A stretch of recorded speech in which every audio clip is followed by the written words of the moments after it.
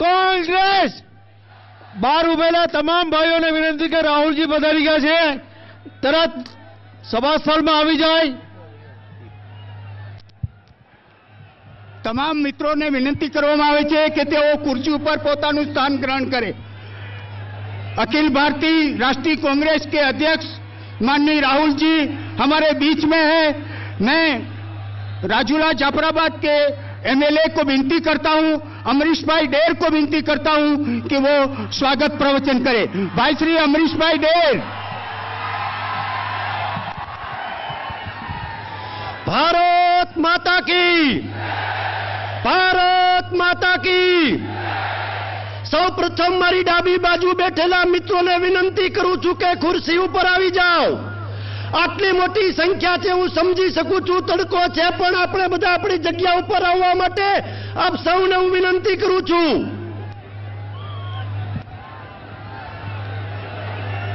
રાષ્ટ્રીય કોંગ્રેસના અધ્યક્ષ આદરણીય રાહુલજી આજે આપણા બધા વચ્ચે આવ્યા છે, ત્યારે એક સૌરાષ્ટ્રની પરંપરા મુજબ આપણી સૌની જવાબદારી છે કે એમને આપણે આવકારવા જોઈએ। આદરણીય રાહુલજીનું હું હૃદયપૂર્વક અહીં ભાવભીનું સ્વાગત કરું છું।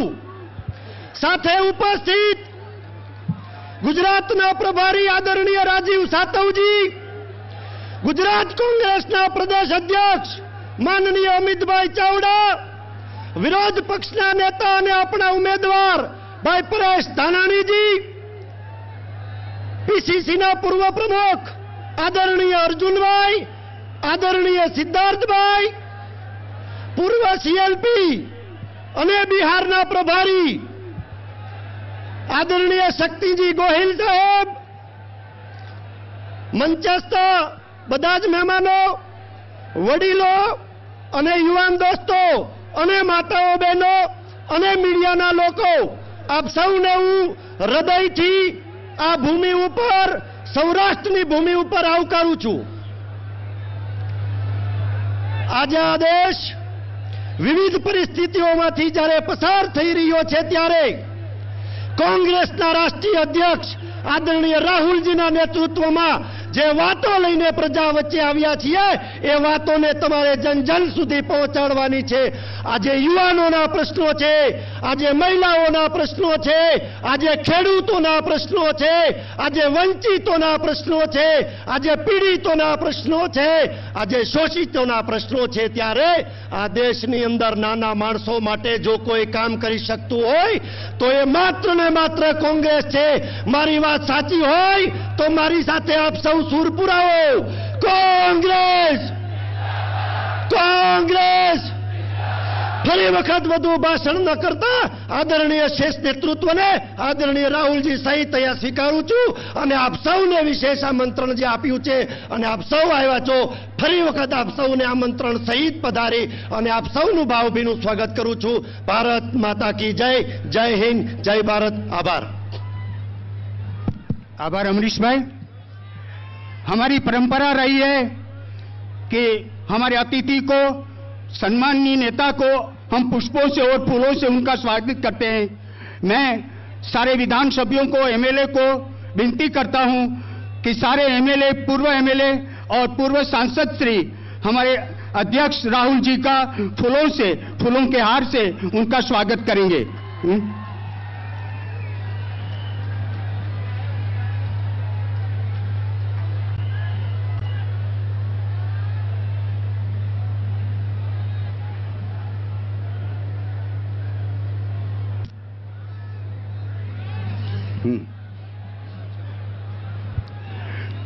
हर दिन कांग्रेस का काम करने वाले जितने भी प्रदेश के अध्यक्ष एवं जिला के अध्यक्ष, संगठन के प्रमुख हैं, उन सबको मैं कहता हूं कि हमारे पधारे हुए मेहमान का फूलों से उनका स्वागत करें। संगठन के सारे प्रेसिडेंट,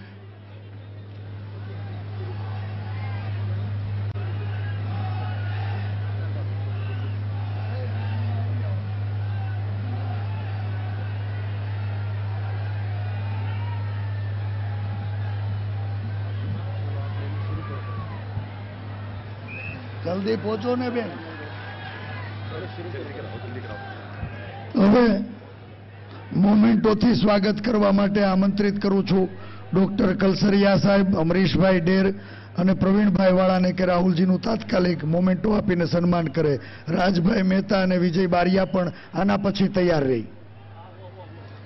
અમરીશભાઈ, કલસરિયા સાહેબ, પ્રવીણભાઈ વાળા, ત્યાર પછી રાજભાઈ અને વિજયભાઈ પણ તૈયાર રહી. પ્રવીણભાઈ વાળા,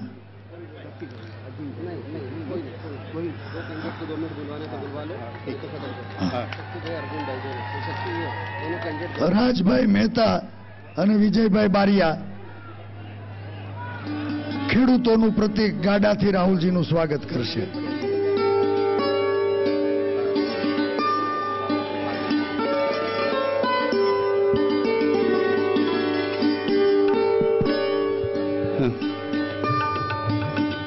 ભાવનગર લોકસભાના ઉમેદવાર આપણા સૌના લાગતા એવા મનોહરભાઈ પટેલની વિનંતી કરીશ. ભાઈ શ્રી મનોહરભાઈ પટેલ. આપણા સૌનું ગૌરવ અને દેશની ધડકન અખિલ ભારતીય કોંગ્રેસ સમિતિના સન્માનીય અધ્યક્ષ રાહુલજી, ગુજરાત પ્રદેશ કોંગ્રેસ સમિતિના અધ્યક્ષ સન્માનીય શ્રી અમિતભાઈ ચાવડા, વિપક્ષના નેતા અને આપના અમરેલી લોકસભાના ઉમેદવાર એવા પરેશભાઈ ધાનાણી, સન્માનીય મંચસ્થ અને આપ સૌ ભાવનગર અને અમરેલી જિલ્લામાંથી પધારેલા કોંગ્રેસ પક્ષના વરિષ્ઠ અને સન્નિષ્ઠ કાર્યકર્તા આગેવાનો, ભાઈઓ બહેનો અને માતાશ્રીઓ, આપ સૌ જાણો છો કે છેલ્લા 20-22 વર્ષથી ગુજરાતની અંદર ને 5 વર્ષથી આ દેશની અંદર ભારતીય જનતા પાર્ટી કામ કરી રહી છે. મારે આપને પૂછવું છે કે આપની સુખાકારી, ખેડૂતોની સુખાકારી, ખેતમજૂરની સુખાકારી, ગામડાની ભવિષ્યની વાત, આપના તરફથી કોઈ પણ સંદેશો નથી અને આ દેશની જનતાની અંદર એક નવા પ્રકારનો સંચાર વહેતો થઈ ગયો છે. ત્યારે આજ યુવાનો બેરોજગારથી પીડાય, આજે ખેડૂતો ખેતરમાં પીડાય, આજે બાળકોની પીડાય અને મહિલાઓ સુરક્ષિત નથી. એવા સમયે આપણે કોંગ્રેસના એક અધિકારી તરીકે આપ સૌ એક ઈચ્છા રાખીએ છીએ કે ભારતીય જનતા પાર્ટીની સામે આપણે જે ભાષાથી જે જવાબ દેવાનો આવે એ જવાબ આપણે આપી શકવાનો છેલ્લો સમય 23મી એપ્રિલ 2019નો છે. મારે આપને પૂછવું છે કે આપણી સાથે જે મસ્કરીને મજાક થઈ રહી છે, જે મસ્કરીને મજાકને નામે સત્તા ઉપર બેઠેલા લોકો આપણી મજાક ઉઠાવી રહ્યા છે, ત્યારે આપણે એક પૂછવું આવીએ કે આપણે આપે ન આપે, આપણી સરકાર આપણને કુછ દે ન દે, પણ આપણી કમસે કમ મજાક ન હોવો જોઈએ. આજે બેટીઓ સાથે મજાક થઈ, આજે યુવાનો સાથે મજાક થઈ, આજે ખેડૂતો સાથે મજાક થઈ, આજે મહિલાઓ સાથે મજાક થઈ અને સૈન્ય ઉપર સૈનિકોની મજાક થઈ. ત્યારે આપણી પાસે 23મી એપ્રિલ એક એવો દિવસ છે કે આ મજાકનો જવાબ આપવાનો દિવસ છે. હું આશા રાખું છું કે આપ સૌની ઉર્જા અમને મળશે અને આપ સૌની ઉર્જાથી અમે આ સંદેશો સન્માનીય શ્રી રાહુલ ગાંધીજી પાસે પહોંચશે અને આ દેશની અંદર નવું ભવિષ્ય બનશે. આપની સૌ સામે મને જ્યાં બે શબ્દ બોલવાની મને તક આપી અને આપ સૌએ જે મને શાંતિથી સાંભળ્યો એ બદલ આપ સૌનો ખૂબ ખૂબ આભાર, ધન્યવાદ. કોંગ્રેસ જય હો. આભાર મનોહરભાઈ. જૂનાગઢ લોકસભા વિસ્તારના ઉમેદવાર માનની શ્રી પૂંજાભાઈ વંશ. ભાઈ શ્રી પૂંજાભાઈ વંશ. અખિલ ભારતીય રાષ્ટ્રીય કોંગ્રેસના અધ્યક્ષ માનનીય આપણા સૌના આદરણીય રાહુલ ગાંધીજી, મંચ ઉપર ઉપસ્થિત તમામ વરિષ્ઠ કોંગ્રેસના આગેવાનો અને ઉપસ્થિત જનસભામાં ઉપસ્થિત તમામ મુરબ્બીઓ, વડીલો, યુવાન મિત્રો, બહેનો અને પત્રકાર મિત્રો, 23મી તારીખે લોકસભાની ચૂંટણીનું મતદાન છે. જૂનાગઢમાંથી ઉમેદવાર તરીકે પૂંજાભાઈ વંશ ચૂંટણી લડે છે. અમરેલીમાંથી પરેશભાઈ ધાનાણી વિપક્ષ નેતા તરીકે ઉમેદવાર તરીકે ચૂંટણી લડે છે. ભાવનગરમાંથી દશરથભાઈ પટેલ ચૂંટણી લડે છે. સૌરાષ્ટ્રની આ ત્રણેય બેઠક ઉપર કોંગ્રેસના ત્રણેય ઉમેદવારને જંગી બહુમતીથી ચૂંટી કાઢો એવી હાર્દિક અપીલ કરું છું. કટ કટાવીને મતદાન કરો અને મોદી હટાવો, દેશ બચાવો, મોદી હટાવો, લોકશાહી બચાવો, મોદી હટાવો. દેશની એકતા, અખંડિતતા અને સાર્વભૌમત્વને ટકાવી રાખવા માટે આપ સૌને હાર્દિક અપીલ કરું છું અને 23મી તારીખે મતદાન દ્વારા રાહુલ ગાંધીના નેતૃત્વ નીચે દેશમાં કોંગ્રેસની સરકાર બને એના માટે આપણે આજે સંકલ્પ કરીએ અને આજથી આપણે અહીંથી છૂટા પડીએ. જય હિન્દ, જય ભારત. આભાર પૂજાભાઈ. 14 અમરેલી લોકસભાના ઉમેદવાર ગુજરાત વિધાનસભા વિરોધ પક્ષના નેતા, આપણા સૌના લાડીલા યુવા નેતા ભાઈ શ્રી પરેશભાઈ ધાનાણી. ભારતનું ભવિષ્ય ભાવિ વડાપ્રધાન અને ભારતીય રાષ્ટ્રીય કોંગ્રેસના પ્રમુખ આદરણીય રાહુલ ગાંધીજીનું અમરેલીની ભૂમિમાં સ્વાગત કરું છું. આજે 25 વર્ષથી ગુજરાતમાં ભાજપનું શાસન, રાષ્ટ્રમાં ભાજપનું શાસન, અને તોય ગામમાં શાળામાં શિક્ષક નથી, દવાખાનામાં ડોક્ટર નથી, પંચાયતમાં તલાટી નથી, ખેતરમાં નર્મદાનું પાણી નથી, સસ્તા અનાજની દુકાને રાશન નથી, ઘરના ગોળે પીવાનું પાણી નથી, ગરીબોને બીપીએલ કાર્ડ નથી, વેપારીને વકરો થતો નથી, મહિલાઓનું સન્માન નથી, ગામના પાદરમાં બસ નથી, સરકારી કર્મચારીને પૂરતો પગાર નથી, કૃષિ ઉપજના પોષણક્ષમ ભાવ નથી, દુષ્કાળમાં પાક વીમાની દરકાર નથી, ગામની ગલીમાં લાઇટ કે ગટર કે વીજળી નથી.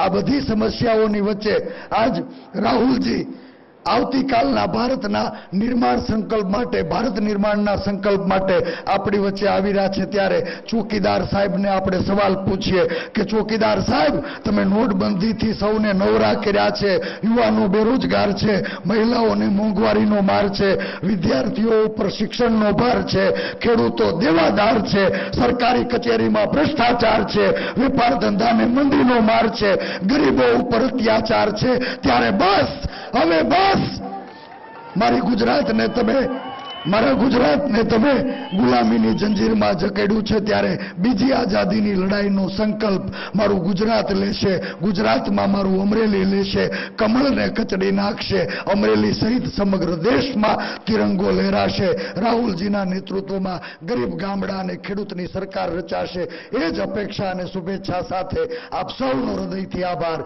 જય હિન્દ, જય ભારત, જય જય ગરવી ગુજરાત. आभार परेश भाई. गुजरात प्रदेश कांग्रेस के प्रमुख माननीय श्री अमित भाई चावड़ा को निवेदन करूंगा कि वो अपना वक्तव्य दें. अमित भाई चावड़ा. आज अमरेली धरती पर विजयी विश्वास सम्मेलन में अपनी वच्चे उपस्थित कांग्रेस राष्ट्रीय अध्यक्ष अपना लोकलाड़ीला नेता आदरणीय राहुलजी, अपना संगठन प्रभारी आदरणीय सातवजी, विधानसभा कांग्रेस पक्षना नेता અને આપણા સૌના લોકલાડીલા ઉમેદવાર આદરણીય પરેશભાઈ, મંચ પર બિરાજમાન કોંગ્રેસ પક્ષના તમામ શીર્ષ નેતૃત્વ ને ધૂમ ધકતા તાપમાં ઉપસ્થિત કોંગ્રેસના સૌ મારા વડીલો, ભાઈઓ, બહેનો, સાથી, યુવાન મિત્રો અને પત્રકાર મિત્રો, આપણે રાહુલજીને સાંભળવાના છે. પણ આપ સૌના એકમતથી આવનારી 23 એપ્રિલના રોજ દેશની સૌથી મોટી પંચાયતની ચૂંટણીમાં મતદાન થવાનું છે. તમારા એકમતથી આવનારા 5 વર્ષ માટે દેશની દિશા નક્કી થવાની છે. ત્યારે મારી આપ સૌને વિનંતી છે કે જ્યારે આપણે લોકોના ઘેર ઘેર પ્રચાર કરવા જઈએ ત્યારે 2014ના ભાજપના વાયદાઓને યાદ દેવડાવજો. ખેડૂતોને ઉત્પાદનના દોડા બજાર ભાવ આપવાની વાત કરી હતી, ખેડૂતના ખેતર સુધી પાણી પહોંચાડવાની વાત કરી હતી, ખેડૂતને પાક વીમો આપવાની વાત કરી હતી. આજે મારે તમને પૂછવું છે, ખેતર સુધી પાણી પહોંચ્યું છે ખરું? આજે મારે તમને પૂછવું છે, કપાસ, ડુંગળી કે મગફળીનો પૂરતો ભાવ મળ્યો છે ખરો? પાક વીમો મળ્યો છે ખરો? ત્યારે આ તમામ જે અન્યાય કર્યો છે એનો આપણે મતના શસ્ત્રથી જવાબ આપવાનો છે. યુવાનોને 2 કરોડ રોજગારી આપવાની વાત થઈ હતી. આજે 5 વર્ષ પૂર્ણ થયા, કોઈને રોજગારી મળી છે ખરી? ત્યારે આ સૌરાષ્ટ્રનો પ્રદેશ કે જ્યાં પાણીની તકલીફ છે, જ્યાં રોજગારીની તકલીફ છે, જ્યાં અન્યાય અને અત્યાચાર કરવામાં આવ્યો છે, અહીંયા મારા ખેડૂત મિત્રો બેઠા છે. એક કંપની જબરજસ્તીથી જમીન પડાવે અને પોતાની જમીનના હક અધિકાર માટે ખેડૂત લડાઈ લડે ત્યારે આ સરકારે એને લાઠી ગોળી આપવાનું કામ કર્યું છે. આ સરકારે એની બેન, માતા, દીકરીઓને બાળકો પર લાઠીઓ વરસાવી છે, જેલમાં પૂર્યા છે. જ્યારે અહીંયા મેથડા બંધારા માટે લોકો સરકાર પાસે અપેક્ષા રાખતા હોય ત્યારે એના માટે બજેટ ના હોય અને બીજી બાજુ ઉદ્યોગપતિઓ માટે લાલ જાજમ પાથરવાવાળી આ ભાજપ સરકારને આપ સૌ 23 તારીખે મતના શસ્ત્રથી પરાસ્ત કરશો અને આવનારા સમયમાં રાહુલજીના નેતૃત્વમાં આખા દેશમાં ખેડૂતો માટેની સરકાર બને, આખા દેશમાં યુવાનો માટેની સરકાર બને, આખા દેશની મહિલાઓને સન્માન આપનારી સરકાર બને અને આખા દેશમાં સામાન્ય લોકોની સરકાર બને એ માટે આપણે સૌ ઘેર ઘેર સુધી જઈએ અને આપણા ત્રણેય ઉમેદવારો પરેશભાઈ, મનહરભાઈ, પૂજાભાઈને જંગી બહુમતીથી જીતાડી અને રાહુલજીના નેતૃત્વમાં કોંગ્રેસની સરકાર બનાવવા માટે કામે લાગીએ એ જ વિનંતી અને પ્રાર્થના સાથે સૌનો આભાર. જય હિન્દ, જય કોંગ્રેસ. आभार. गुजरात कांग्रेस के लिए दिन रात निरंतर काम करने वाले गुजरात के प्रभारी माननीय राजीव सातव जी को विनती करूंगा कि वो अपने वचनों द्वारा यहाँ पब्लिक या तो प्रजा में अपने मंतव्य को दे.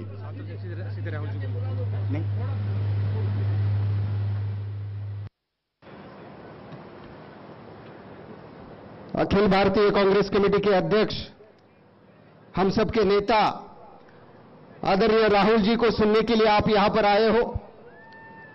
हम सब ने संकल्प किया है, जो सरकार खेडूतों के खिलाफ है, जिस सरकार ने हमें पाक बीमा नहीं दिया, जिस सरकार ने हमारा डैम नहीं बनाया, जो सरकार हर वक्त झूठी बोलती रही, उस सरकार के खिलाफ धावा बोलने वाले हमारे नेता कांग्रेस के अध्यक्ष आदरणीय राहुल गांधी जी को मैं यहां पर निमंत्रित करना चाहूंगा कि वो हम सबके बीच में आए और हमें मार्गदर्शन करें.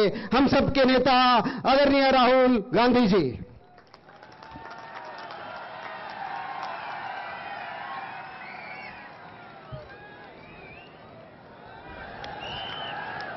राजीव सातव जी, अमित चावड़ा जी, परेश धनानी जी, शक्ति सिंह गोहिल जी, अर्जुन मोडवाडिया जी, सिद्धार्थ पटेल जी, हार्दिक पटेल जी, पुंजाबाई वंश जी, मनहर पटेल जी, नवीन चंद्र रबानी जी, कानूभाई कंसरिया जी, पार्टी के हमारे सब सीनियर नेता, प्यारे कार्यकर्ता भाइयों और बहनों, प्रेस के हमारे मित्रों, आप सबका यहां बहुत बहुत स्वागत. थोड़ा मेरा प्रोग्राम लेट चल रहा है, आपको कष्ट हुआ, आपको यहां ठहरना पड़ा, इसके लिए मैं शुरुआत में ही आपसे माफी मांगना चाहता हूं.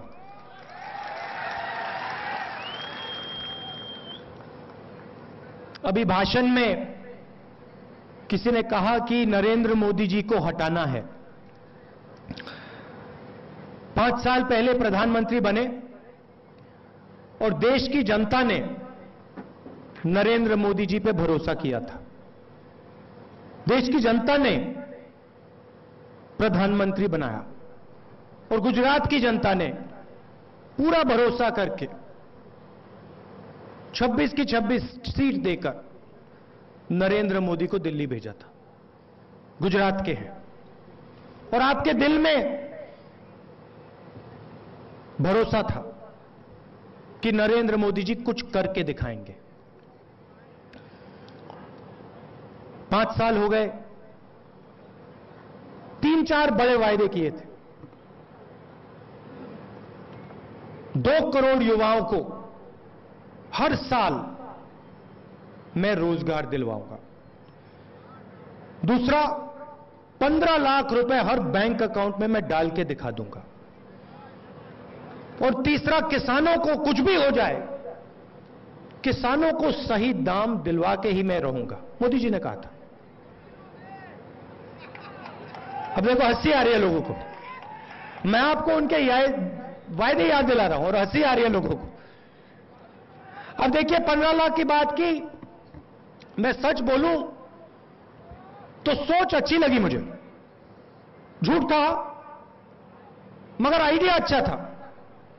15 लाख रुपए हर गरीब व्यक्ति के बैंक अकाउंट में डालो. नरेंद्र मोदी ने बोला, झूठ बोला, मगर मुझे उन शब्दों के पीछे जो सोच थी वो अच्छी लगी. तो 5 महीने पहले मैंने कांग्रेस पार्टी के इकोनॉमिस्ट को, थिंक टैंक को बुलाया और बंद कमरे में मैंने उनसे एक सवाल पूछा। मैंने उनसे कहा, देखिए, अर्थव्यवस्था को नष्ट नहीं करना, नुकसान किसी को नहीं पहुंचाना, मगर हर रोज हम पढ़ते हैं कि किसी बड़े उद्योगपति का कर्जा माफ हो गया, अंबानी जी को 40,000 करोड़ रुपए मिल गए,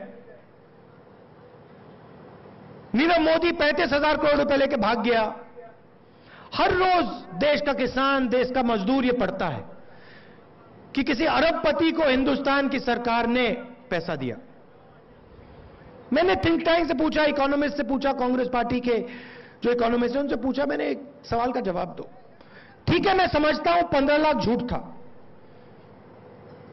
मगर मैं ये समझना चाहता हूं कि बिना अर्थव्यवस्था को नष्ट किए, बिना नुकसान पहुंचाए, अगर हिंदुस्तान की सरकार चाहती है कि हिंदुस्तान के सबसे गरीब लोगों के बैंक अकाउंट में पैसा डाला जाए, तो कितने रुपए डाले जा सकते हैं?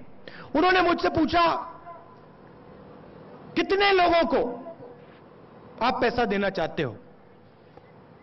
और मैंने उनसे कहा, देखिए, हिंदुस्तान के 20% सबसे गरीब लोगों के बैंक अकाउंट में मैं डालना चाहता हूं। थोड़ा चौंक गए, ये कैसी बात बोल दी? उन्होंने मुझे कहा कि आप 25 करोड़ लोगों के बारे में बोल रहे हो, आप 5 करोड़ परिवारों की बात कर रहे हो। मैंने उनसे कहा, देखिए, आप मुझे एक नंबर दीजिए, मुझे थियरी नहीं चाहिए, बड़ा भाषण नहीं चाहिए, किताब नहीं चाहिए, मुझे नंबर चाहिए। नरेंद्र मोदी ने नंबर दिया था 15 लाख। मेरे देश के लोगों को दिल में चोट पहुंचाई। मैं सच्चा नंबर समझना चाहता हूं और किसी का नुकसान नहीं होना चाहिए। नोटबंदी जैसे देश की अर्थव्यवस्था की धज्जियां नहीं उड़नी चाहिए। आप जाइए, मुझे नंबर दीजिए, वापस आएंगे तो फिर बात करेंगे।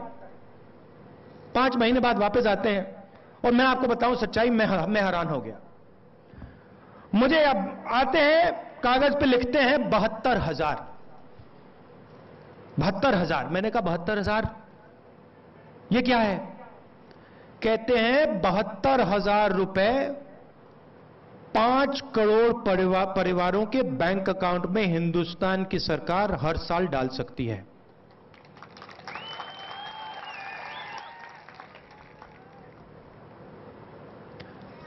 ₹72,000 25 करोड़ लोगों को।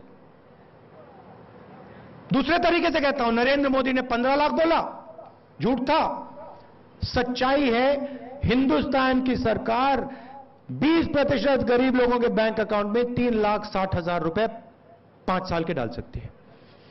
15 लाख का झूठ, 3,60,000 रुपए की सच्चाई आपके सामने। फिर मैंने पूछा, बताइए,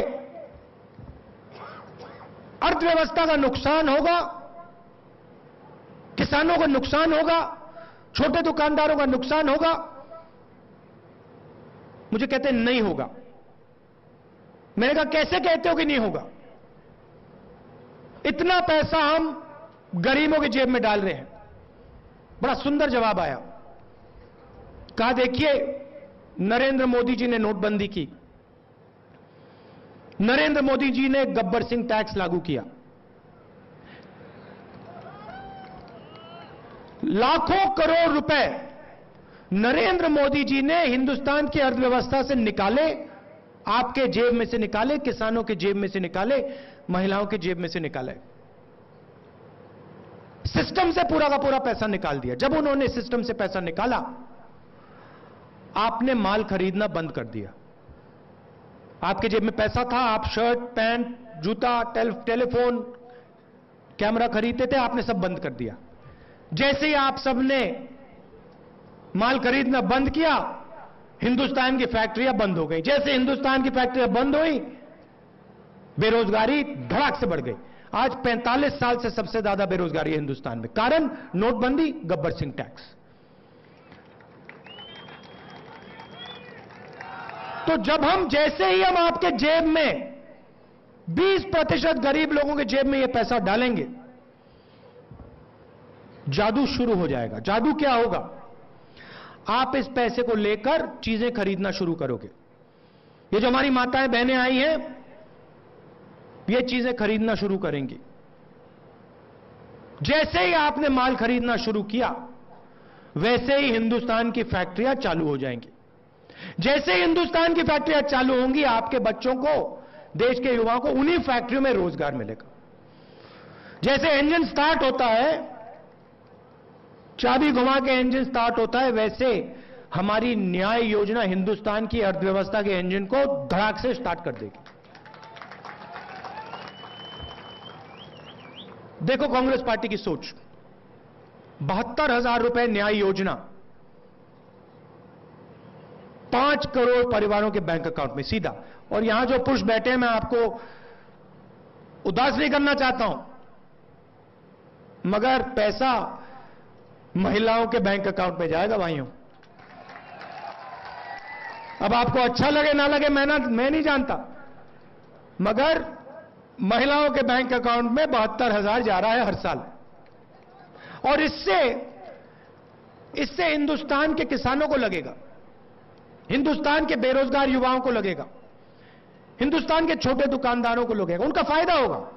क्योंकि लोग माल खरीदना शुरू करेंगे, छोटे दुकानदारों का जबरदस्त फायदा होगा।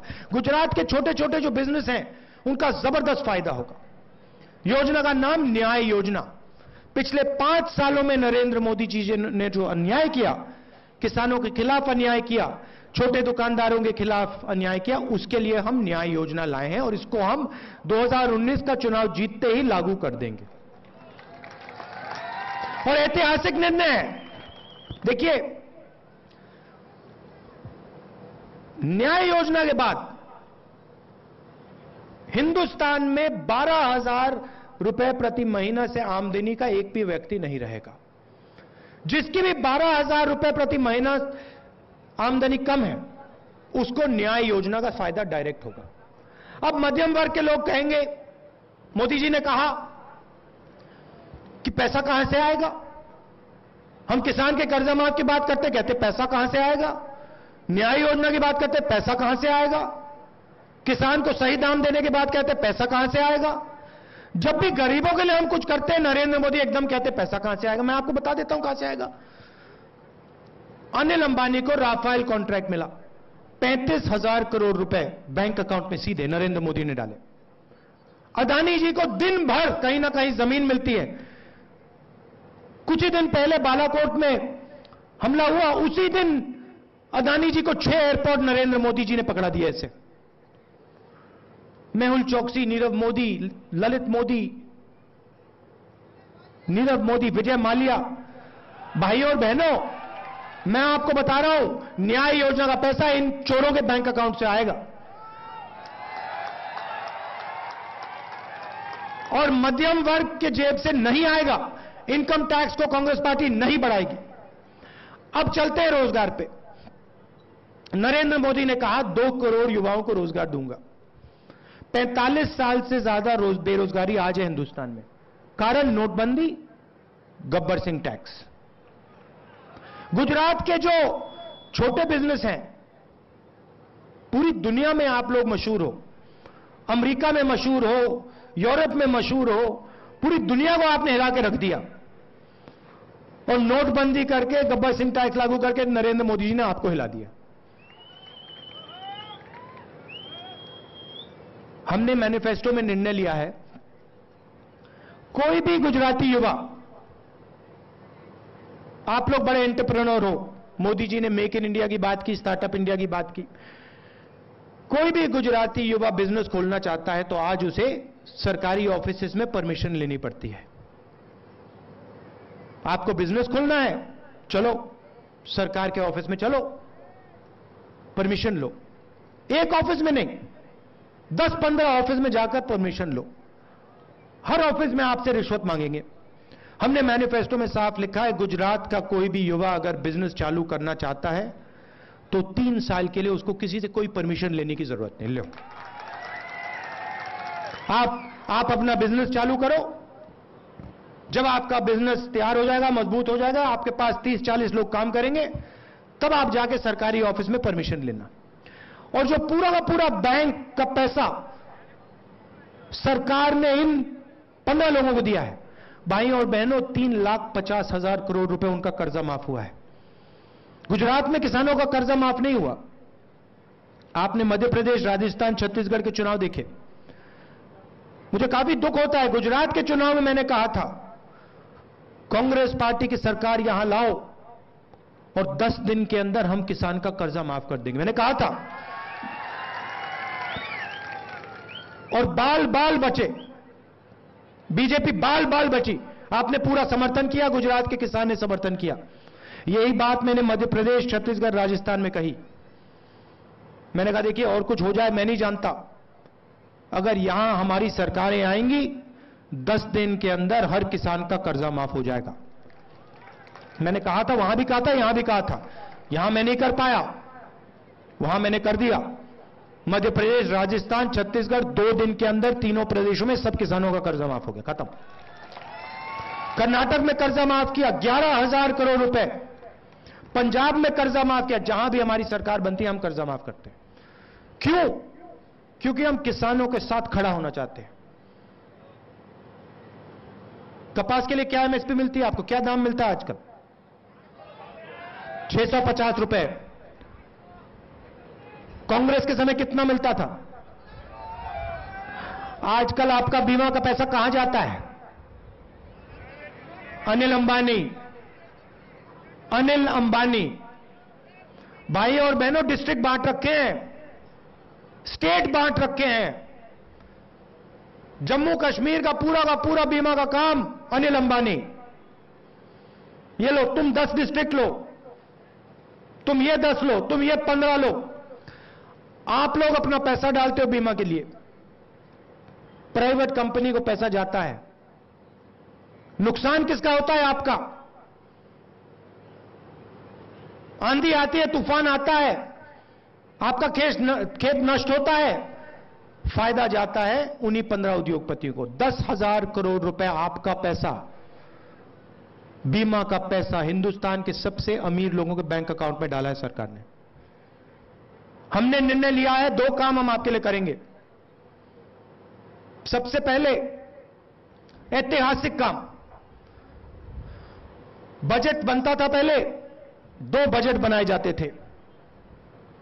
एक नेशनल बजट होता था, एक रेलवे बजट होता था। पूरे देश को पता लग जाता था सरकार रेलवेज में क्या करने जा रही है। आजकल रेलवे बजट नहीं बनता है, आजकल सिर्फ एक बजट बनता है। 2019 के बाद जैसे ही कांग्रेस पार्टी चुनाव जीतेगी 2 बजट बनेंगे, एक नेशनल बजट बनेगा और एक किसानों का बजट बनेगा। और किसान को सीधा मैसेज जाएगा कि भाइयों और बहनों, इस साल आपके लिए हिंदुस्तान की सरकार ये करने जा रही है। आपकी एमएसपी इतनी बढ़ाई जाएगी, आपको बोनस के लिए इतना मिलेगा, आपके लिए ये और ये करा जाएगा। और भाइयों और बहनों, जब बजट में कुछ लिखा जाता है तो उसको करना ही पड़ता है, वो कानून होता है। तो शुरुआत में ही हम आपको बता देंगे कि कपास के लिए आपको इतनी एमएसपी मिलेगी, इतनी एमएसपी आपकी बढ़ाई जाएगी। मूंगफली के लिए आपको ये रेट मिलेगा, साल के शुरुआत में आपको पता लग जाएगा। दूसरी बात, और ऐतिहासिक काम, अनिल अंबानी जेल में है या बाहर है? बाहर। नीरव मोदी जेल में है या बाहर है? मेहुल चोकसी जेल में है या बाहर है? विजय माल्या अंदर बाहर? बाहर। छोटा सा सवाल, ये अरबपति हैं, इन्होंने बैंक से लोन लिया, ये जेल नहीं जाते, मगर अगर हिंदुस्तान या गुजरात का किसान 20,000 रुपए का लोन लेता है, वापस नहीं दे पाता, तो उसको आप जेल में डाल देते हो। यह अन्याय क्यों? यह अन्याय क्यों? या तो आप अनिल अंबानी को डालिए अंदर, या फिर आप किसान को डालिए।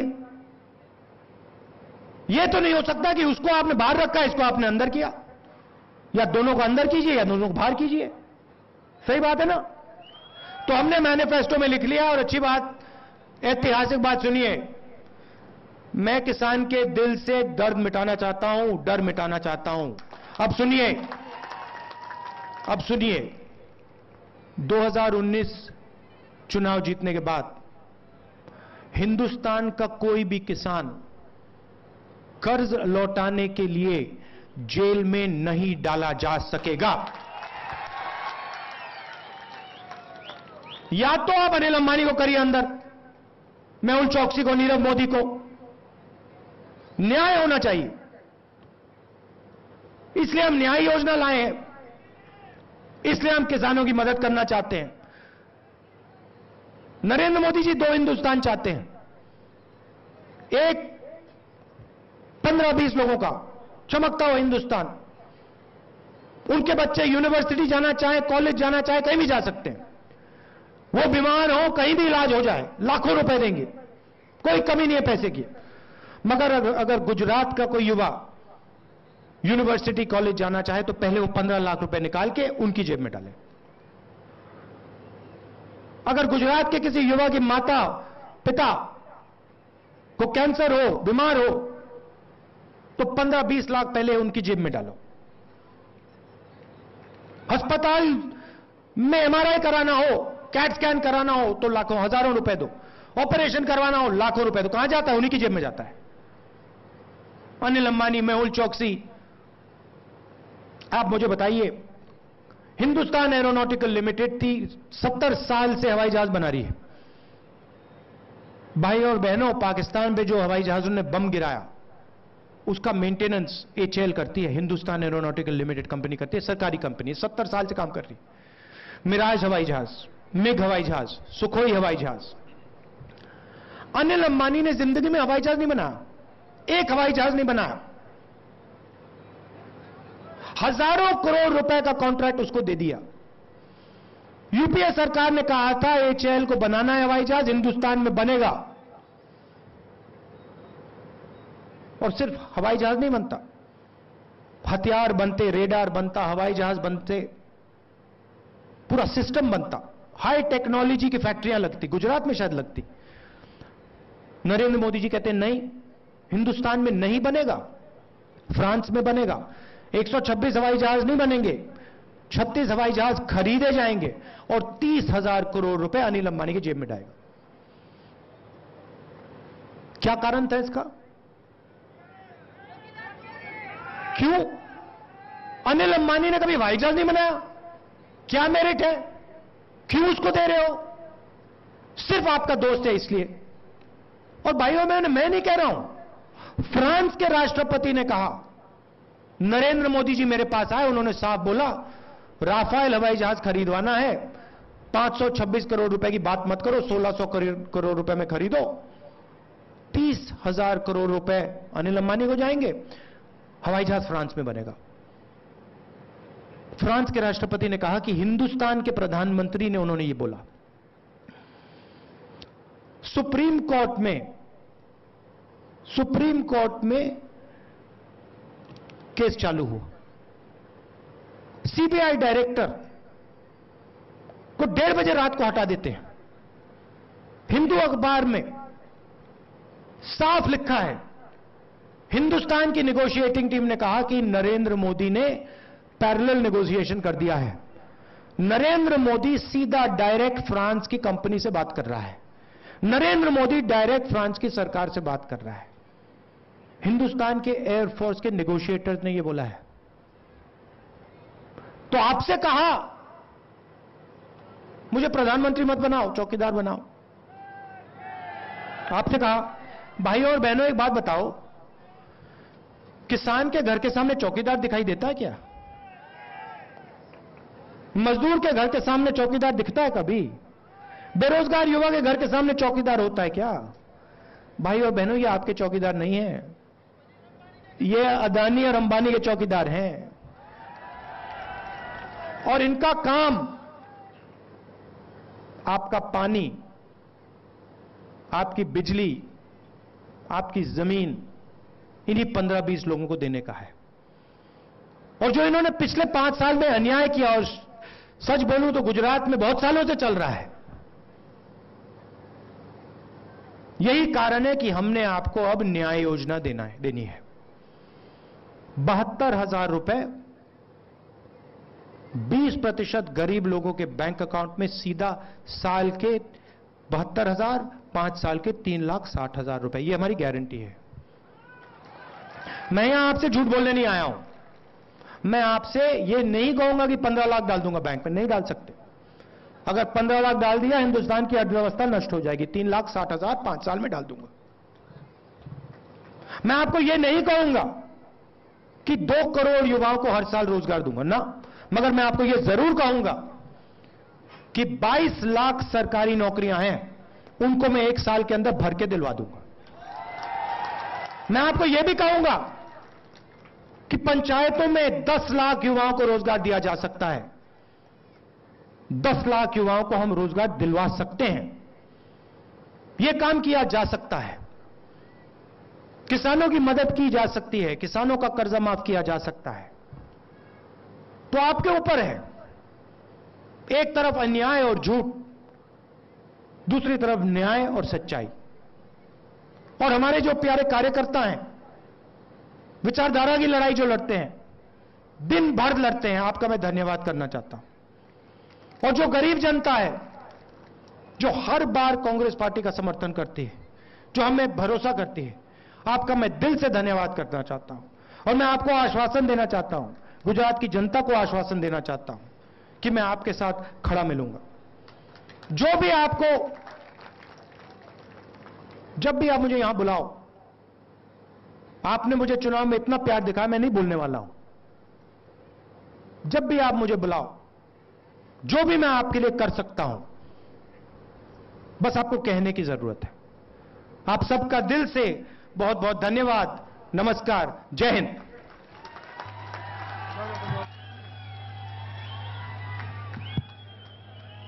ધન્યવાદ, આભાર. ભાવનગર જિલ્લા કોંગ્રેસના પ્રમુખ માનનીય પ્રવીણભાઈ રાઠોડ આભાર દર્શન કરશે. ભાઈ શ્રી પ્રવીણભાઈ.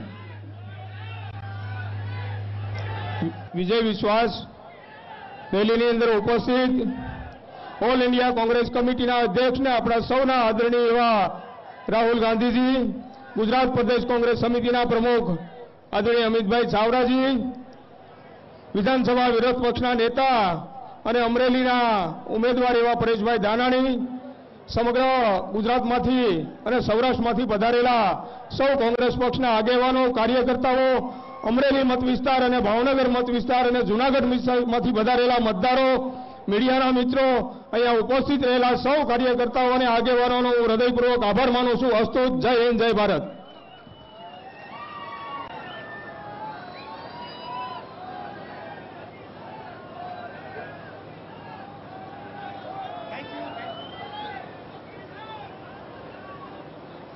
हाल बताने